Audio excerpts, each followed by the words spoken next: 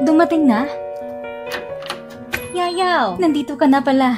Ate Yuru, tingnan mo, lahat ng ito, maingat yung inihanda para sa'yo. Talagang naiingit ako sa'yo. Bago kay kasal, isa ka ng kilalang designer sa loob ng industriya.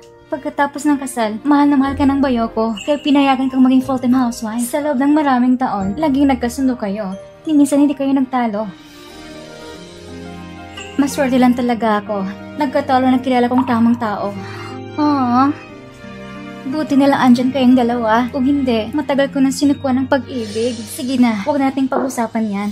Ngayon kasi, anniversary namin ni Jimmy. 7 taon na kaming kasal. Ang dami pang kailangan gawin. Kailangan kong tulong mo. Yes, madam.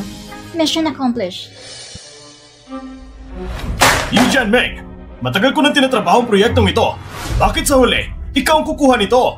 Ang puno ng opisina, silang may sariling desisyon. Kalokohan! Kung hindi dahil sa tito mong presidente, hindi mo makukuha ang proyekto na to. Mag-ingat ka sa mga sinasabi mo. Huwag mong gamitin ang imbento para husgahan ng iba. Yung proyekto mo, hindi ko inagaw at wala rin akong balak agawin. Ang proyektong ito, mahalaga sa promosyon nating dalawa. Hindi mo gugustuhin makuha ito?